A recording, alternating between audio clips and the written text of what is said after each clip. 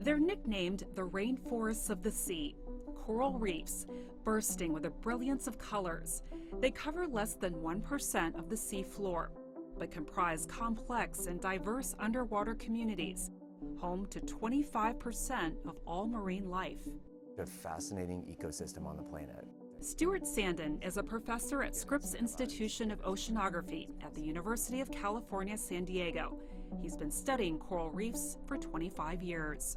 If you jump in the water in one location of a coral reef, you're likely to see hundreds of species of fish, hundreds of species of corals, and countless number of little invertebrates. Just that vast diversity packed into a tiny place makes it just a bastion of life. And a crucial buffer against erosion and storm surges. That coral ecosystem also serves as a break from the intensity, the strength, and sometimes the overwhelming power of the ocean. Breaking waves, dispersing that energy, and protecting coastal ecosystems.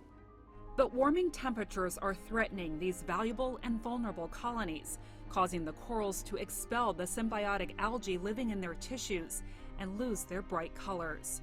The corals are having some trouble adapting to the heat. The animals that live in the coral reefs with no corals have no home. So there's a big worry out there about what the future of coral reefs will look like. What that future looks like is the vision behind the 100 Island Challenge, an initiative run by Sandin and his team in a collaboration with 19 countries around the world. These two kind of have similar structures.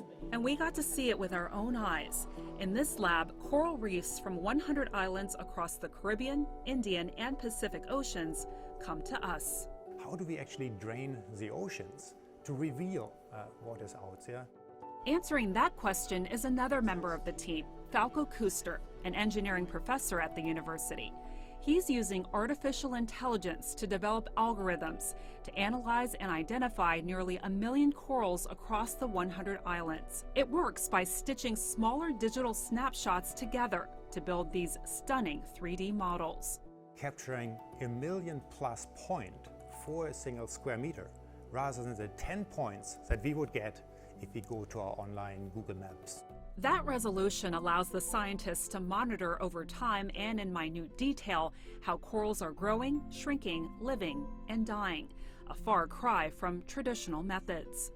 1 or 2 people would get in the water, they would observe things, write something down on a piece of paper, underwater paper, and then record that and then create a graph and tell the story of what they observed.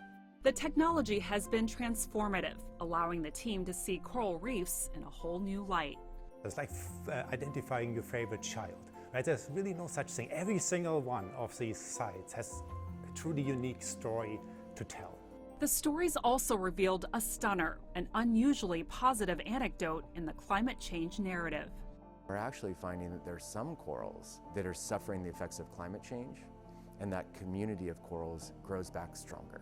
It grows back with more of an ability to face high temperatures than their predecessors.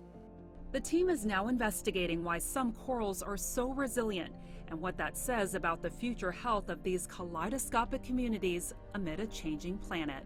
If we lose them, we lose a part of our humanity. We have to build a new relationship with our natural resources if we want to maintain some of this beauty, this wonder, and the productivity. So we have this unique opportunity to think about how the world around us has changed, and more importantly, how do we navigate it for the next generation so that we preserve the things that are important to us as humans and as a society. Frances Coe, CGTN, San Diego.